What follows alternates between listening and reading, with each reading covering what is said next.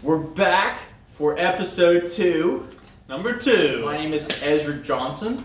I'm Matt. You don't get to know my last name. Anyway, last week we covered some topics. We did. Several. Got some responses too. We got some responses he's anxious to know about. So we'll talk about the first one. So the first comment that we had, by the way, we had 40 viewers. 43 actually. 43. Oh, you looked Don't leave out those 3. No, I'm sorry. That's important. 43. That's 42 more than I thought we'd get. Bro, let me tell you, I didn't Hey, think. what was that? Oh, that's just Siri spying on us. There's a problem with the Wi-Fi. For more info, take a look in the Home app. We don't care about your home app. Siri to Siri. Anyway. Okay, restart. we start over because we're professional. No, anyway. No, so the comment was, Cottis. We'll talk about Cottis. I'm not going to mention his name out of respect because I don't know if he wants me to or not, you know. So, but he said that we had good points, but he didn't agree. Can't have that. No. And he said, because we actually talked on the phone about it, you know, and he said, well, Katas, he said, when we train Katas, we know that that's not how we'd fight, you know. Yeah. And then he said, well, what happens if you want to go to competitions? He goes, see, Katas have place, man. They're not useless. Oh, yeah. Well, first off, nameless. Yeah. No, let's be nice to him. First off, he's correct from a competition standpoint. Yeah, katas have a place in competition. If you want to be a state or national champion in some kind of forms competition, then you better get your butt out there after some katas and make sure you polish them up nice and tight and pretty. But if that's not your goal, I think our argument is that unless you think it's fun and you enjoy it, or you are trying to compete in them, they have no value, especially in practical self-defense fighting in general. Now, what a lot of the times happens when people hear that is they say, well, it trains certain aspects of fighting, so it makes your stances strong, or it teaches you how to properly support your bone structure in strikes so that you can obtain more power, or it gives you speed or better balance, or all this stuff, right? And my response to that is that yes, I'm not going to disagree that those things can be improved upon through the practice of forms. My argument is that the drawbacks, the negative side of forms, the bad training that it teaches you to do, The McDojo training outweighs all those positives that you can mention. So, and that's not even taking into account that you can get those same things through good, solid training methods that actually do help you learn good, solid self-defense and fighting techniques, without all the drawbacks of what forms can cause you to have. Now, I think the logical question that people would probably ask once they hear that is, what drawbacks are you talking about? Like, you know, you're just out there doing katas, what could it hurt? The answer to that is it hurts a lot of things. One, it builds a false sense of security in a practitioner. I think a lot of traditional martial arts in general have that aspect though, just because of the way they train in general. Yeah, I mean, it's rampant throughout. But a lot of what's required to make good form in kata is bad form in fighting. Right. In the kumite, if we're going to be traditional kumite aspect. Coincidentally, there's an old adage, is that what they call it? Theory adage? The old thought that if you're really good at kata, generally you're really bad at kumite. But there are a few exceptions of people that are good at both. Yeah. But the kumite that they're good at is not a good kumite anyway. Right. And so some of the drawbacks are that it creates a false sense of security because it puts an image in in your head of what a fight is, and then when you get in a fight, it's the furthest thing from that image, right? So, like people don't punch at you and freeze so that you can block and counter. That's not how fights operate, right? And so that's the same, which by the way, katas is not the only area where this applies. Self-defense, all these instructors that you see out there that say, oh, the 1 steps and 3 steps? The 1 steps and 3 steps, but also things like, all right, grab me. Okay, grab my lapel. All right, so this is what you do. You go here, and then you go here, and you go here, and you kick them in the face, and then you go here, and then they go down to the ground. Okay, that's not how a fight operates. The moment someone grabs you, they're already stiff and ready to start moving towards something else. They don't just grab you and wait. And even if you move really quickly, it's very unlikely that you'll get through all that sequence without them doing something that negates what you're trying to do in the first place. So, I have to agree with... Jack that up somehow. We have a disagreement on the panel. Get it. You're an idiot! Yeah. So, man, I'm going to be labeled as toxic now. They're going to cancel us. Now we're going to have 23 views. Jack got 21 and a half. In half. So, I think, okay, so you're right about, if someone grabs your lapel, you're going to do it. This is 10 things that you're supposed to do. Okay? So, that is wrong. I agree with that. But, I'm going to refer to Gracie Jiu-Jitsu. Okay? We have, for that single, we have basically one motion, but it's broken up into steps, but it's all the same thing. Not a whole bunch of techniques to get out of something. It's one thing, so it's one technique, but it's broken into some pieces of structures. Several pieces, yeah. So that's why I'm like, I don't know if you would count that as the same as what you're saying or not. But to be like, well, first you're going to grab it, and then you're going to punch him in the face, and then you're going to kick him in the sack, and then you're going to say, oh, that's nonsense. Okay? But to do, the idea is you break into pieces, but you do it all in one motion. No. All that you're not going to do in one motion. For one, you're jerking your body around, and you're jerking their body around. So you wouldn't be on a level playing field anyway to do like 20 different techniques.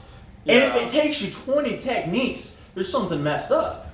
Well, when I said self-defense is a little bit of a different animal because unlike katas, which with katas, I would say you're pretty much safe if you go ahead and throw out all katas altogether.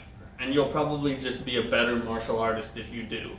Self-defense, I don't believe that's true. The self-defense motions, there are a lot of good escapes that can be taught. That's like what he's saying, where it's basically one escape, but it's broken down so that your students can understand it and learn to apply it. And that's really how you teach anything. Well, Gracie Jiu-Jitsu self-defense, though, is it's not really...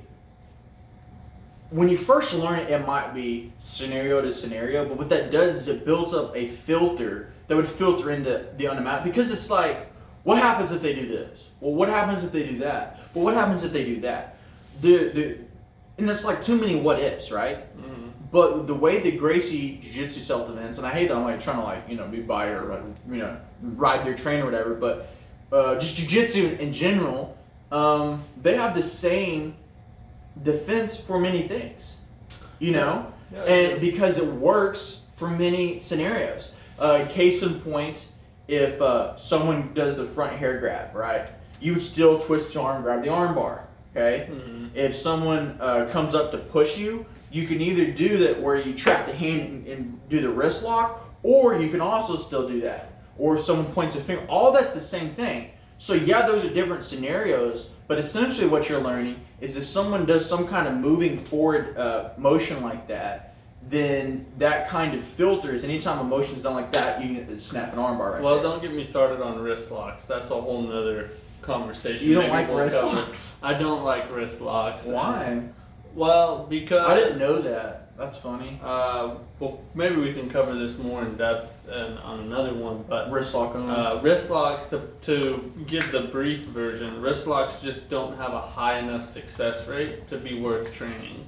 Now, I will say this though, wrist locks are useful for drunk uncles.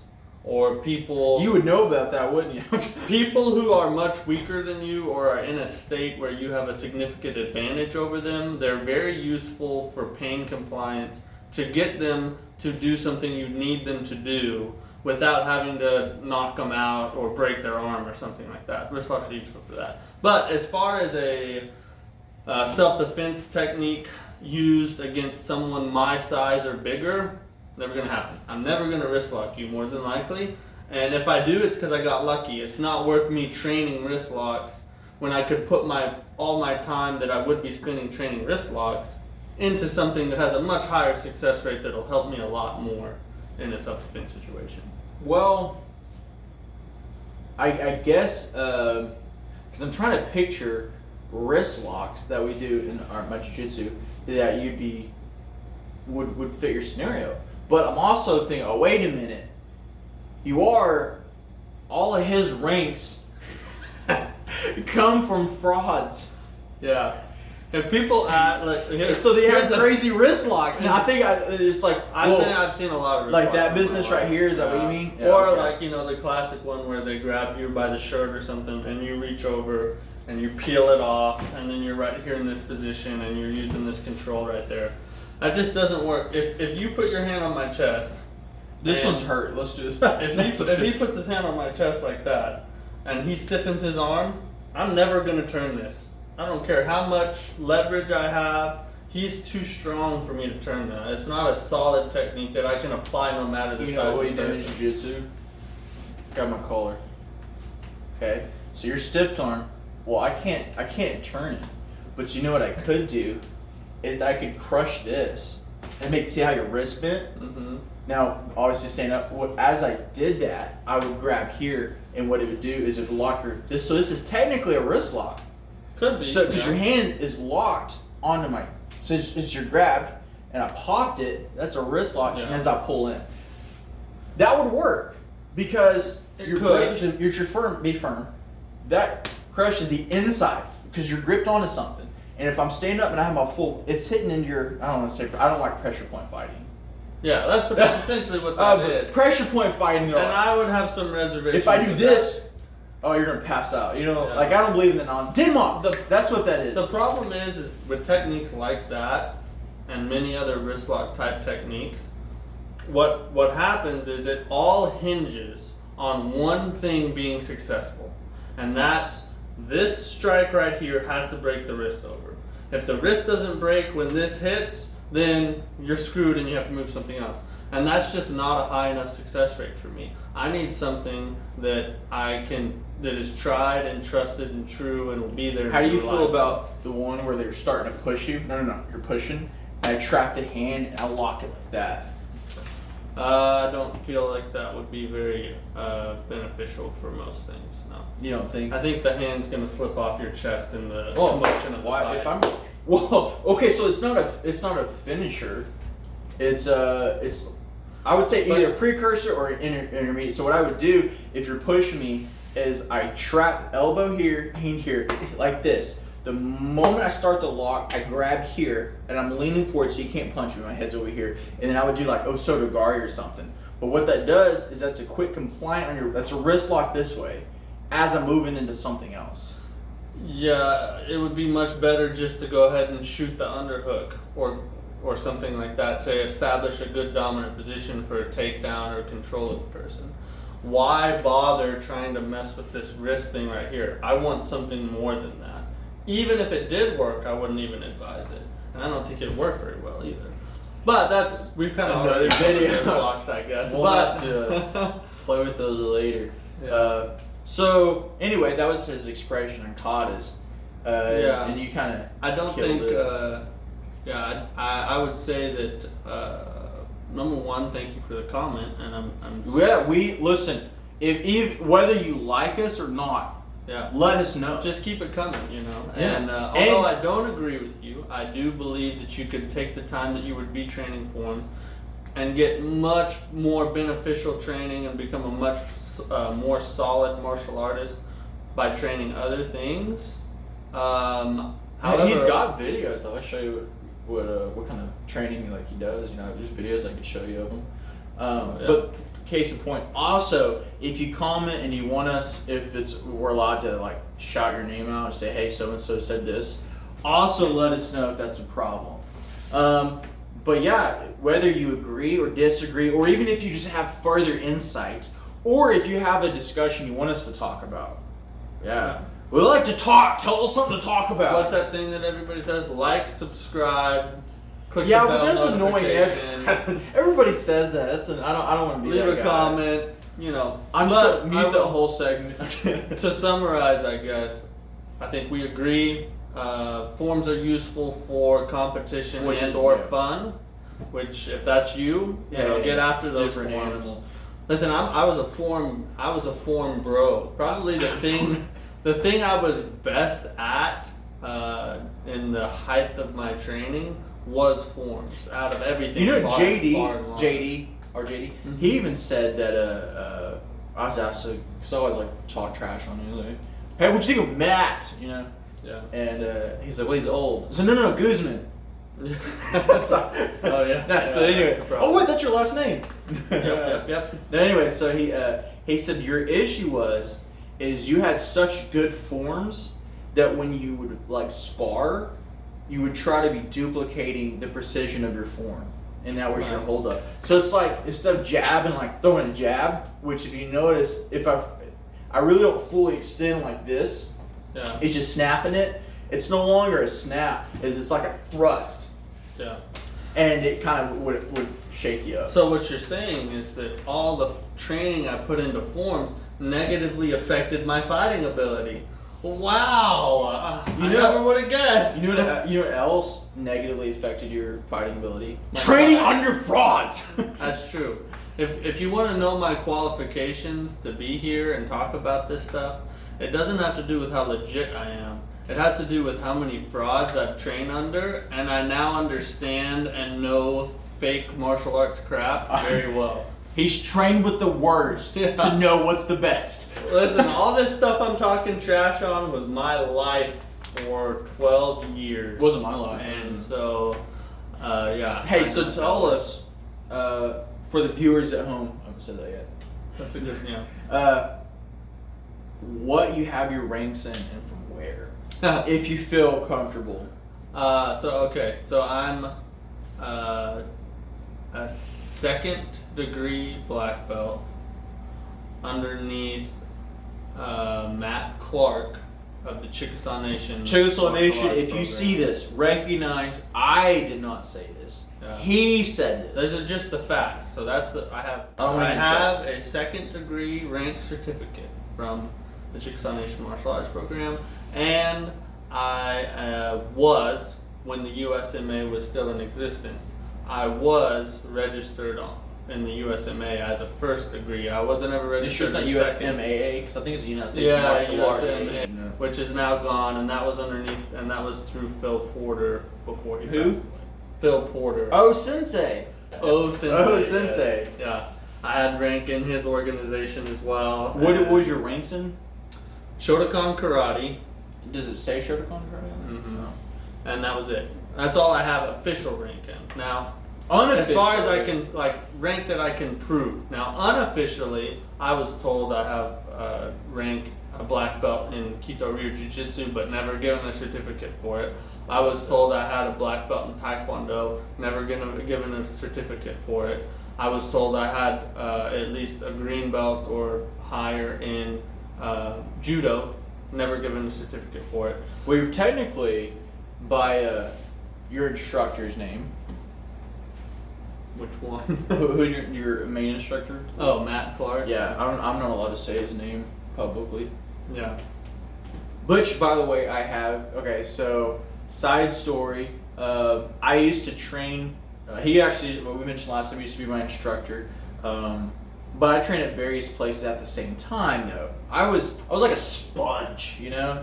He was a nerd. I was a sponge, you know. And I love to train all the time. See, he doesn't read books. I read books and I watch TV. I listen to books. It's not the same.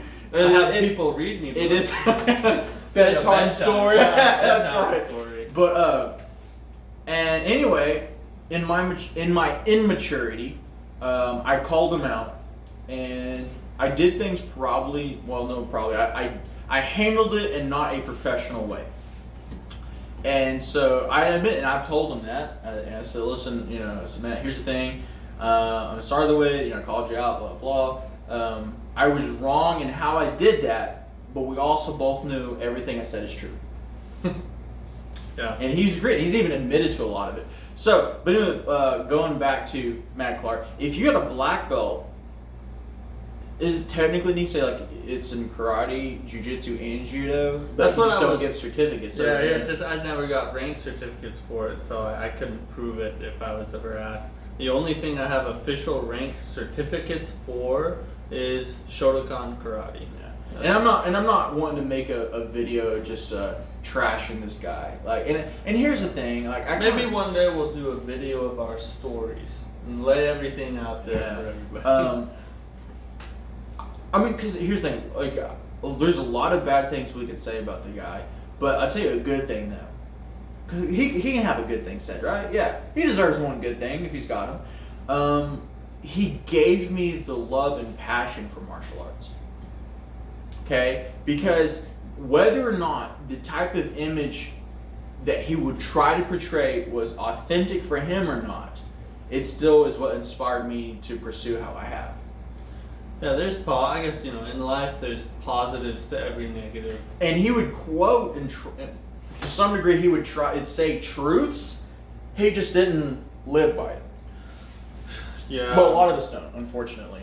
That's a topic for another day, Yeah, probably. yeah. I But have let's a talk lot about- to say about that. Oh, sensei. Yeah, Yeah. So,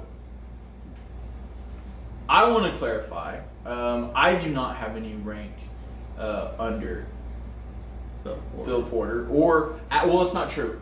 I don't have anything under the USMAA, but I did have something under the world of what it is now, and but I did it to make it in my immaturity to spite Clark. So I don't really hold anything in that either. It didn't say Shotokan, it was just karate. Yeah.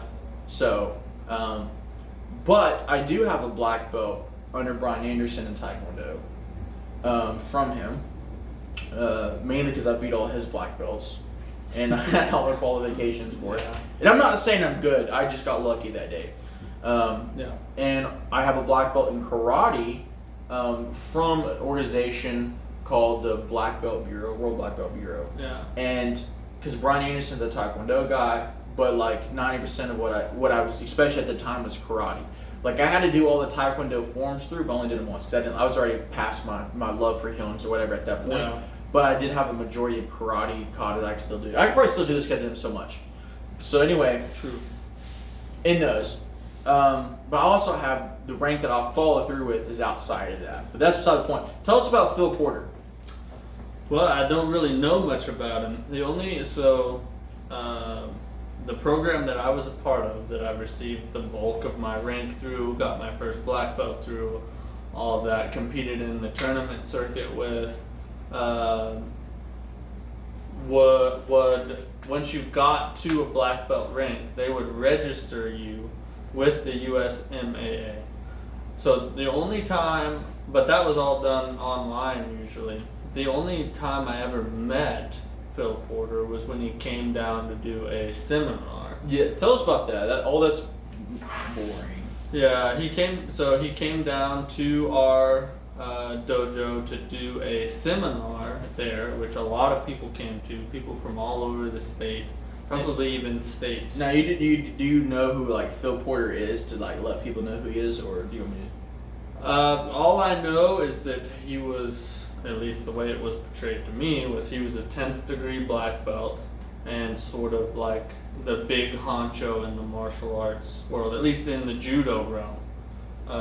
But, head of that martial arts ranking organization, USMAA, that I was registered with once I got my black belt, but now the USMAA is like the W something. The WWMA, the Worldwide Martial Arts Association. And if you go on that website now, my name will not be registered on there. So, Hey, I do have the certificate. I can prove what I'm saying, but hey, I'm not on so the website. when you were training under your sensei, Mm-hmm.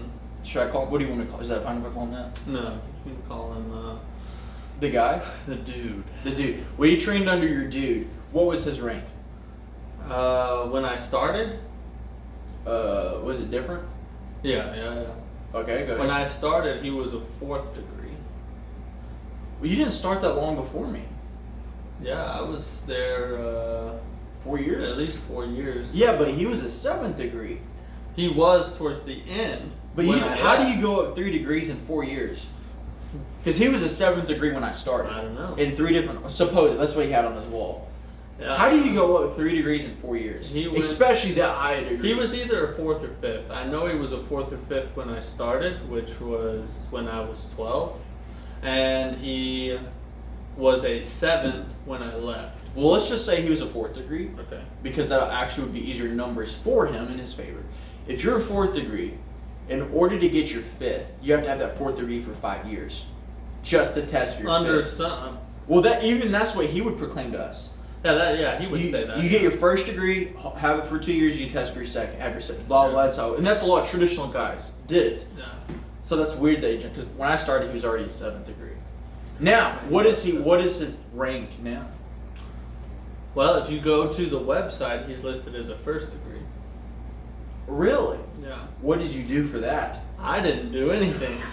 How did you? He was, to my knowledge, though, he was demoted. He was demoted from his because he couldn't prove that he had The knowledge the or knowledge whatever, yeah. and the training time for 7 Enough trash and all that. That's a whole nother story. Want to keep their interest. Yeah. All 43. All 43 of you. Yeah. So, the next comment. This is for Brandon Worcester. I will call him out. Oh, okay. And he... Brandon. Worcester.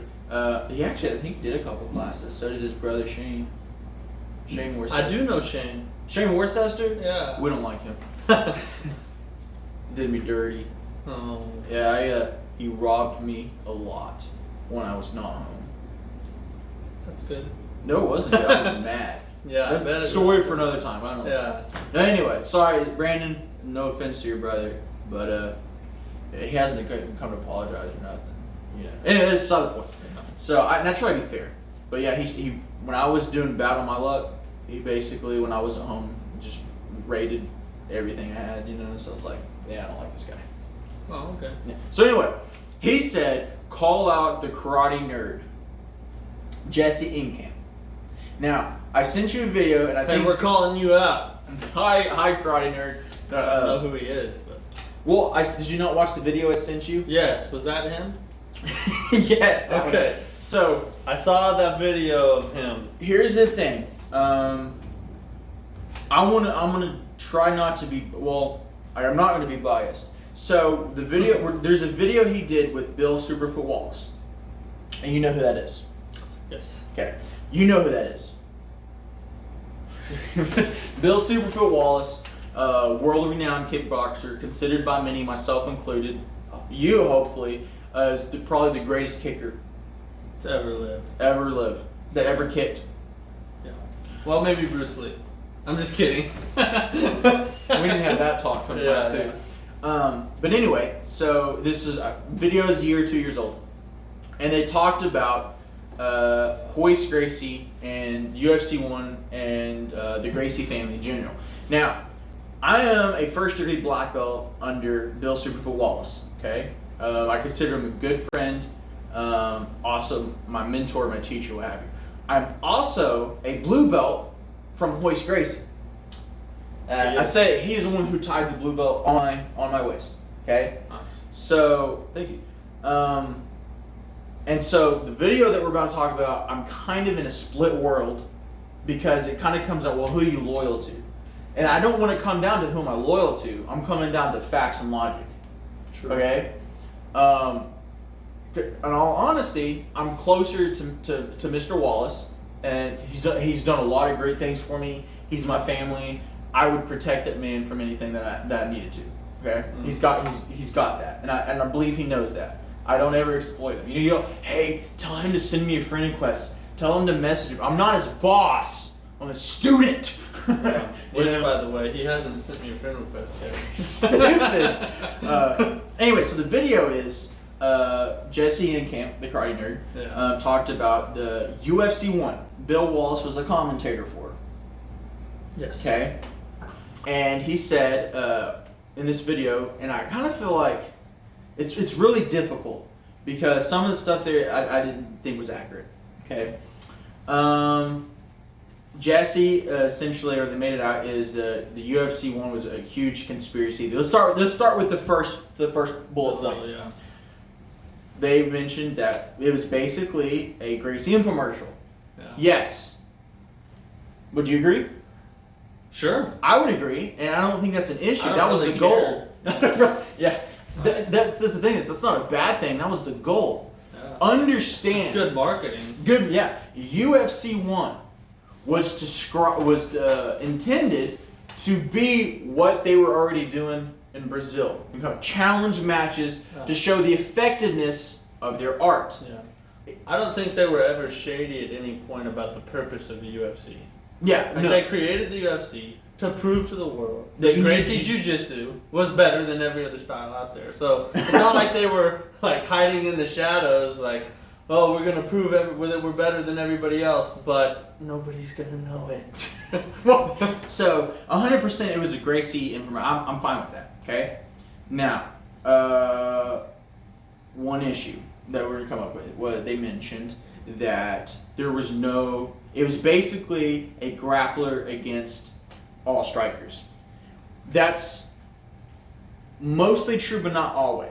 Ken Shamrock, Google Ken Shamrock or research Ken Shamrock, is a grappler of, I believe he did shoot fighting.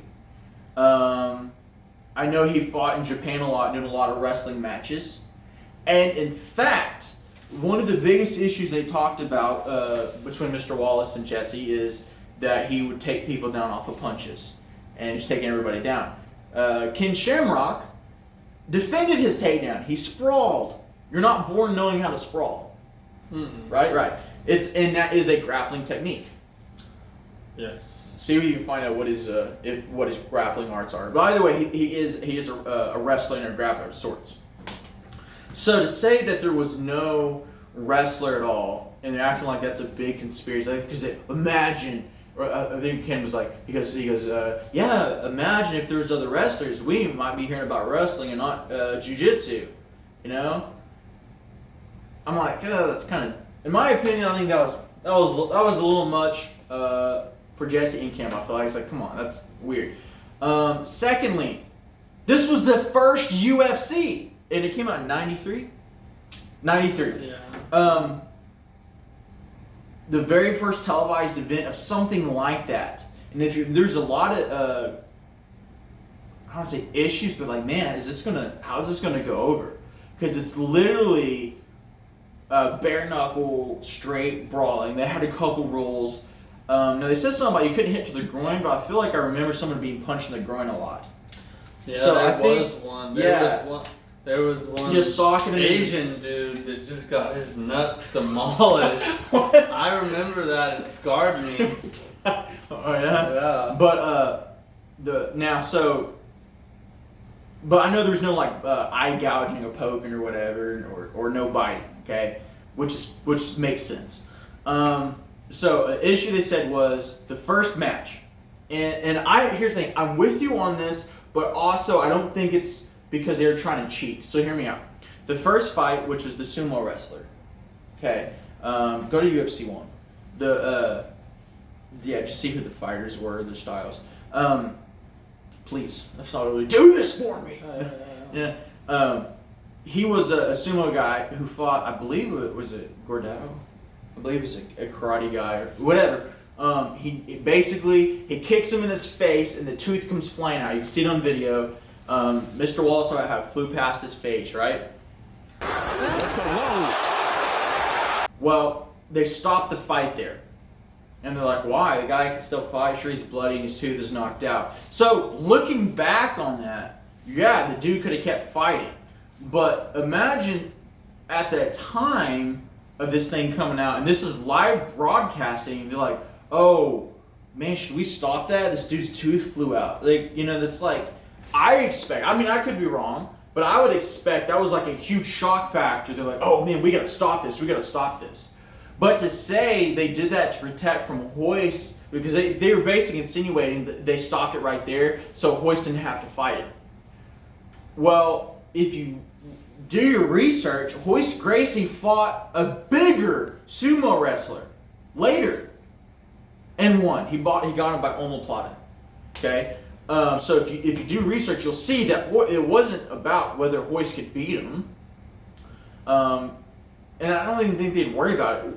I will say it's weird that they had sumo there anyway, but also you got to understand, UFC was designed to introduce different styles of fighting, and which is the most effective, which the Gracie family believed is Gracie Jiu-Jitsu.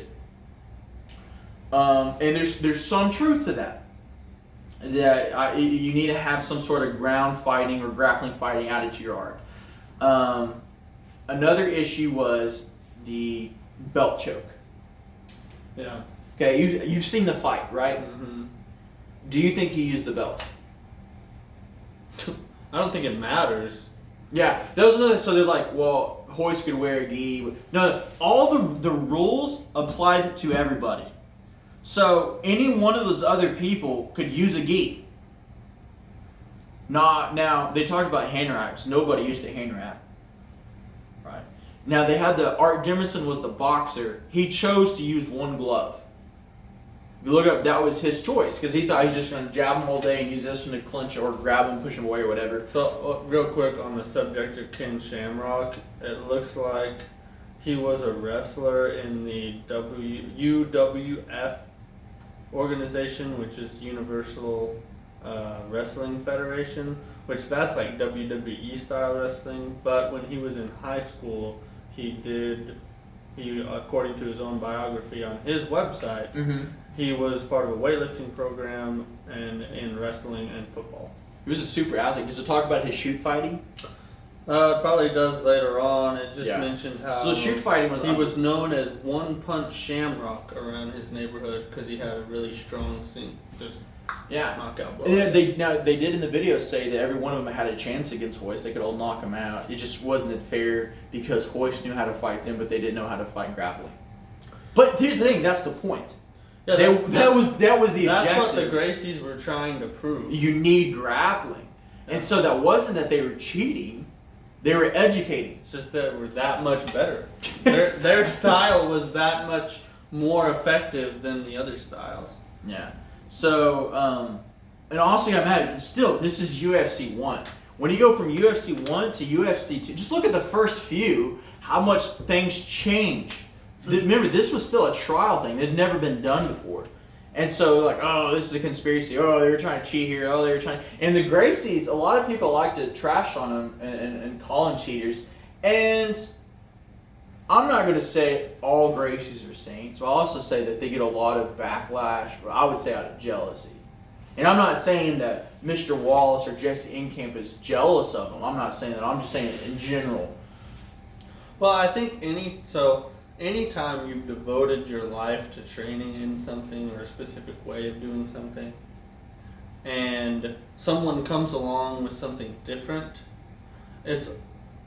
there's two ways of responding. You can either try and learn it, or you can try and write it off because you think the way you've been doing it is better than what that is, right?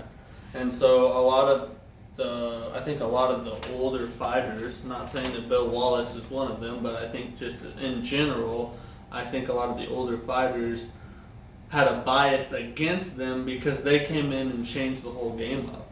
And sort of proved that when it comes, and I don't think this is very disputable, when you look at today's, like the UFC or any of the fighting organizations, when it comes to fighting, grappling is more effective than striking. If it's a one-on-one fight and you have a grappler against a striker, more times than not, the grappler will win.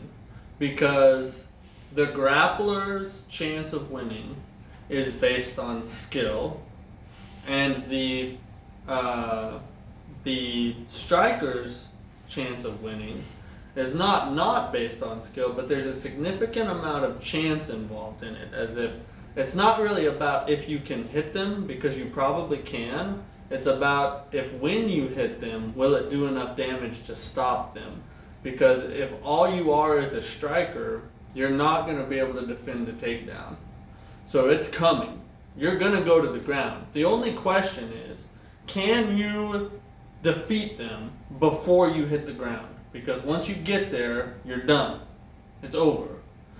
And so if you're talking about just a strict striking versus grappling comparison, grappling has a higher success rate. You have a better chance as a grappler than you do as a striker. It's just a fact. When it comes down to, in general, just somebody who's got a brutal punch, a knockout punch, who comes to mind? Mike Tyson. Mike Tyson. You know what Mike Tyson said when they offered to have him fight in the UFC?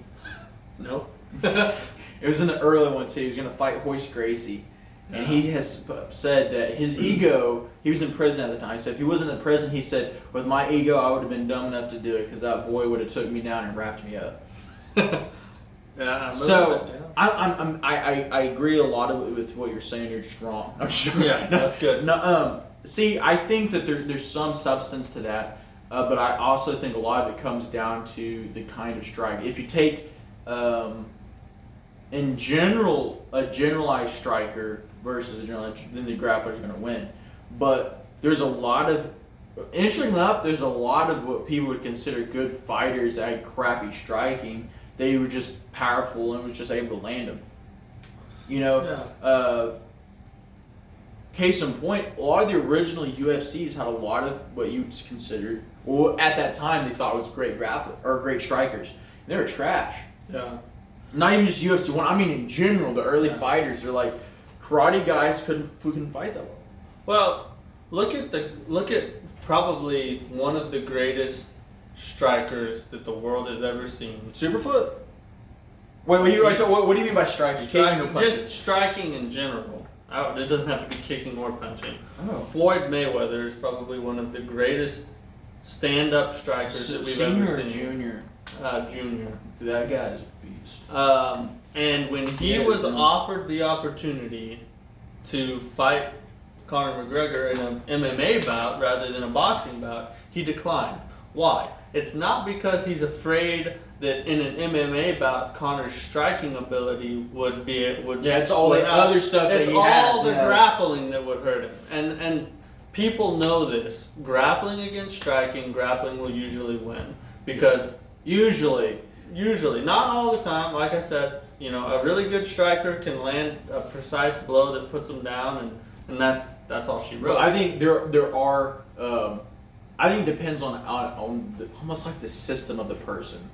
Like I think we've talked about it. If Wallace fought Gracie, and there's a couple Gracies, I feel like he'd be. Well, he wrestled too, but in general, I think he would have. He'd have better takedown defense than. But more than that, I think he had a better system of kicking that no one else did. That they would have to really train to prepare for. It was And it's punched, but there are also Gracies that I think they would win.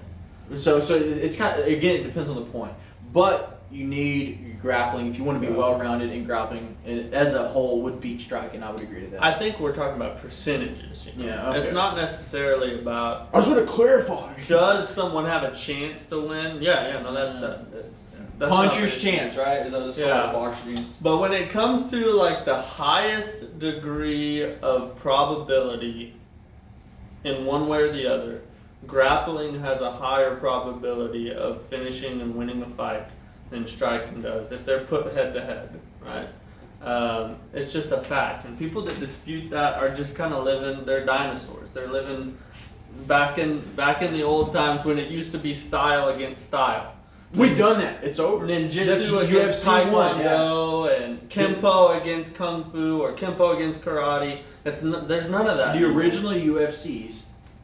That was the attention. And so when people are mad about that, because they didn't know how to stop a grappler, that was the point. They were saying you need to learn how to do that. And that's why we got the way UFC is now. Right. The first, so I want to go back to the Ken Shamrock hoist real quick, is they're saying he choked him out with their belt and that should be cheating because the belt's a weapon. Well, first and foremost, he did not use his belt to choke him out. Now, and I recognize in this video that Mr. Wallace said that he was there and he saw it. And so I don't want to, I'm being respectful when I say, if you watch the original UFC, you also see Bill Wallace say he choked him out with what's called in Japanese Hadaka Jime. I see the hand coming around. Yes, over the top. There's an there it excellent is. choke out. Yes, very stealthy. Very stealthy. Japanese, it's Hadaka Jime.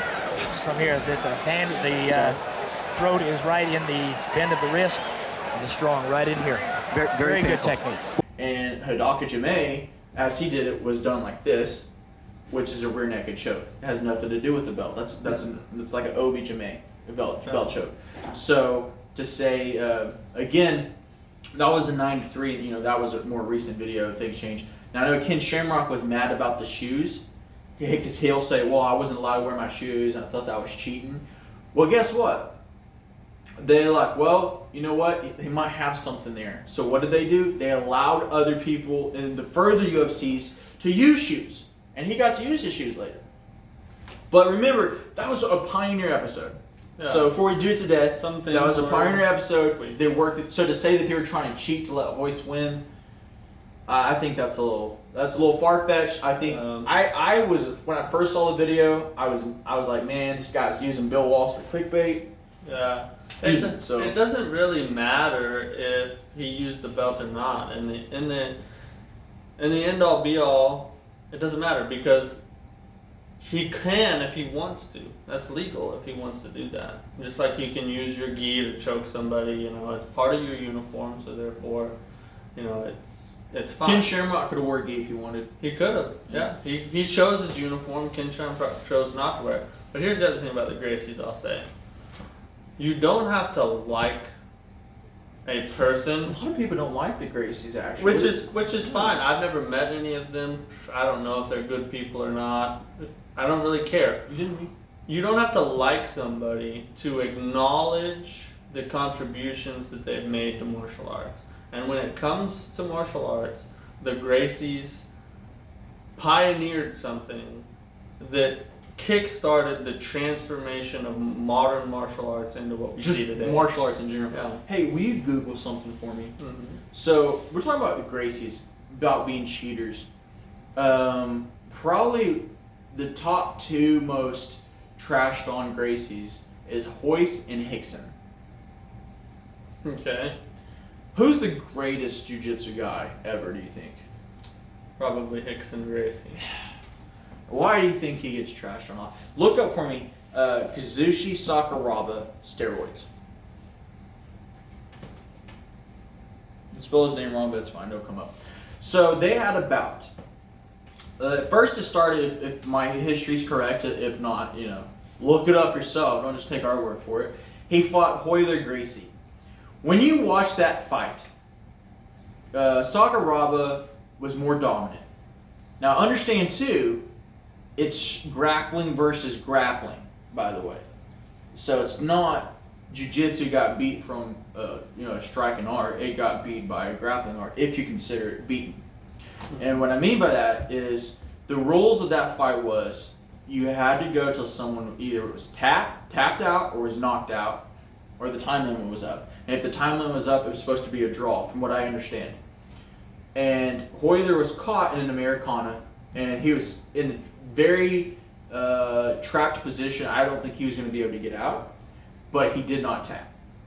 And I don't want to say that because he didn't tap that he was better, or whatever. I think Kazushi Sakuraba in that fight was just, Royler wasn't ready for that. But if you look at them two fighting each other, Royler shouldn't have fought that at all. He was so much smaller than him. It was ridiculous. Mm-hmm. Royce fought him, and they had an hour-and-a-half fight where Sakuraba really didn't even try to fight him. He just tried to hold him against the ropes. There's a ring, and just kind of small hits on him, but basically tire him out. Threw some leg kicks on him a lot and deadened his leg.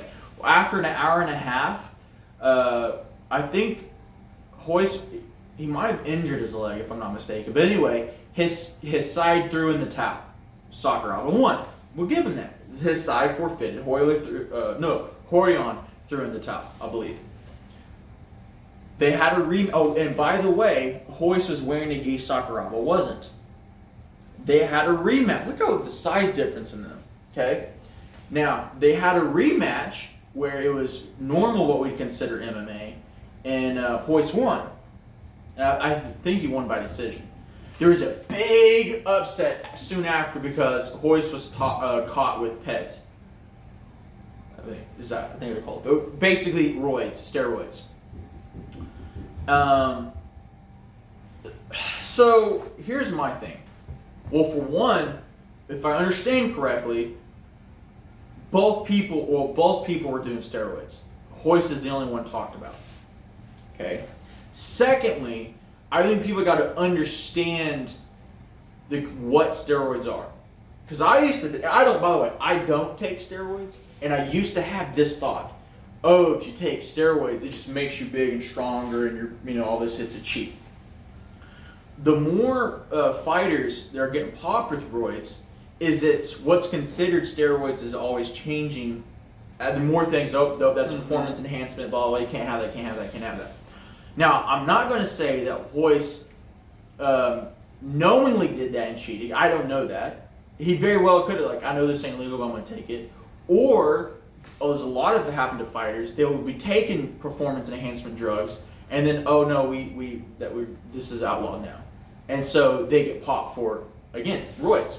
Mm-hmm. But Royce had a good point when he talked about it. He said, well, I weighed 178 when I first fought, clean, nothing. When I fought Kazushi, when I fought everybody, and when they popped him, he weighed 178. So no change. His weight was the same, his size was the same. Usually what performance enhancement drugs do is not necessarily make you stronger, it just makes your recovery better. So you recover faster. Again, both were doing it. So when they say, well, all the Gracies are cheap, Royce took steroids. Well, to say all Gracies because of the action of one, whether it's as a cheat or not, is ridiculous to say. Mm-hmm. Or to say that he in fact was he cheated to win because he took them when they both did it anyway. That just it gets me. And I'm trying not to be biased because I'm part of the Royce lineage. Do you agree with that? How do you feel about that? Well, I don't know much of the actual history of what went on there, but as a general rule, if a bunch of people start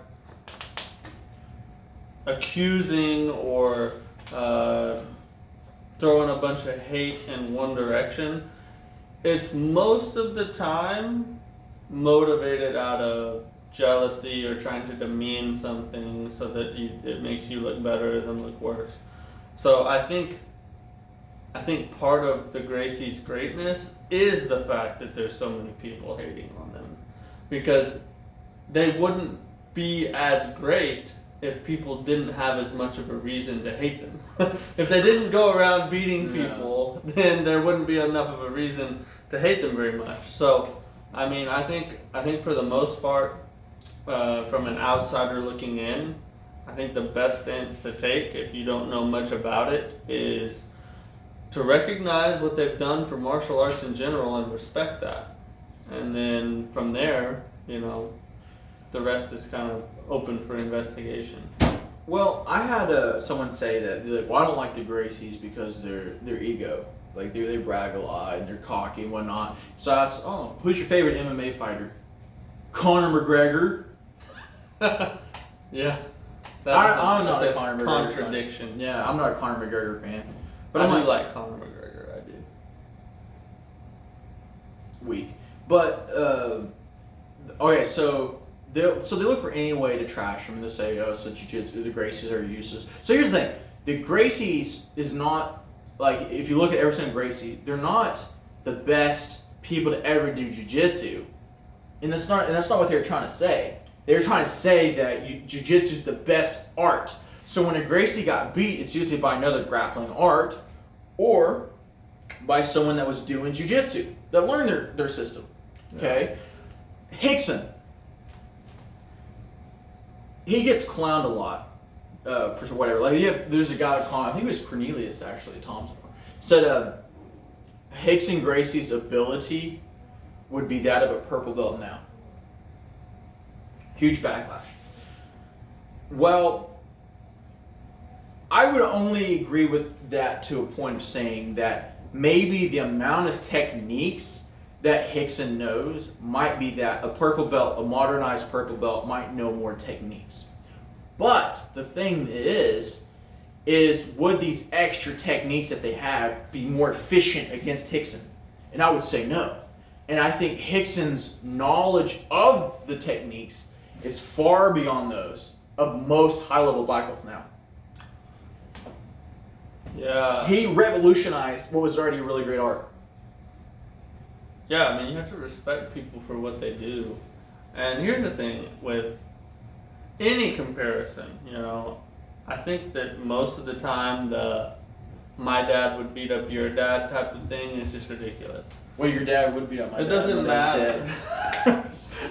It doesn't matter, you know, unless two people step across from each other and fight, then you can talk about it all day long, but at the end of the day, it's subjective. It's your opinion against theirs, and you don't know until it happens. So it's kind of a waste of time, in my opinion, to spend time thinking about that. I think Rickson is obviously great, so give him his greatness, and if he ever steps across and fights or grapples somebody who you think would beat him, then you'll find out if you're right or not. I want to end, because we're going to wrap this up. I want to end on another point. We're talking about Sakuraba, and we're talking about Rickson. And I think we need to be fair. A lot of people say Rickson wasn't ever really a great fighter because he always fought. I guess tomato cans is the modern thing. Well, I think that's annoying because there's not truth to that. Maybe he fought lesser caliber people than are around now. That's true. Would be people modernized or becoming evolution. That makes sense. But one of the last fights he did was a guy that beat Sakuraba, and then they're like, well, he was out of shape, or maybe he was too old and Rickson fought him or whatever. And I'm like, okay, that's nonsense. I hate stuff like that too. Yeah. Rickson was scheduled to fight Sakuraba, and everybody's, well, if he was so good, why did he duck him? And I'm like, let's be fair, okay? And even Rickson has said this to Sakuraba since then, okay? And this, usually people that bring this up are white belts or blue belts that are joining jiu-jitsu that like crapping on or trashing the Gracies for whatever reason. Doesn't matter. And they say, well, he was ducking him, okay? Truth is, which you can look this up and find out, Rickson's oldest son, Rickson, was found dead in New York. By the way, they lived in Los Angeles, I believe, in California. He was found OD'd in New York. Okay? And you got the impact that made on Rickson, or what that did to him. Thing is, not only did he not fight Sakuraba, he never fought again.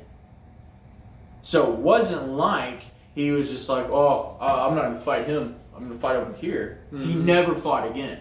In fact, he, from my understanding, read his book, Breathe, by the way. I'm going to get you a CD because he doesn't read. He can't read. He does mention, he talks about it, but he quit his school and moved back to Brazil. And all he did was just surf and just be alone. And you got to imagine the amount of emotion that went there. Your son not only is dead, but the way that he was found. It's going to be horrible for anybody. And the fact that made such an impact that he basically stopped martial arts for a while anyway, you know that hit. Yeah. And so when people want to dog him for not fighting Sakuraba, I'm like, that's annoying. That to me is like, dude, do your homework. There really isn't enough substance to say that he ducked him. And they're like, oh, well, he quit. Dude, his son died. I'm kind of beating that to death, so I want to push past that. There is a video that came out a couple years ago, recent, where Rickson is meeting with Sakuraba. And Sakuraba, and Rickson's coming in and he's basically calling him the champ or whatever, or legend or whatever. And Sakuraba is like, no, this guy's a great. Sakuraba himself recognizes Rickson as being great. So to say that all these people on the side should just get past, he was scared of Sakuraba, blah, blah, blah. And more than that, Rickson even says, you deserve that fight. You should have had that fight. He goes, that would have been my pinnacle fight. That would have been your pinnacle fight. That would have been the greatest fight of each of their life. And so but again, a mourning father. You don't know what people are going to do. True. So, what do you think? Honest or am I an idiot? No. Both. True, yeah. I think it circles back to the same thing I said before. If the fact that Rickson has so many haters is just a testament to how great he was. Yeah. And is. I mean, he still trains to this day, so. Listen, Matt, man, dude, it's been great. If you have any questions, or not really any questions, but if you have any comments, please comment, tell us what you thought. If you have a difference of opinion, or if there's something you want us to openly discuss, because we try to be logical and concise and fair. Now, unfortunately, in this situation, I'm going to appear biased because I'm with the guys. I'm not, though. He's not. But I also, am I fair for even knowing them? I think you're fair. I try to be. Give us your opinions. Like, subscribe, hit the bell. Down here or to the I'll put a link in the description. Yeah. Anyway, it's been great. I'm Ezra Johnson. And I'm Matt. You don't get to know my last name. We'll see you next time.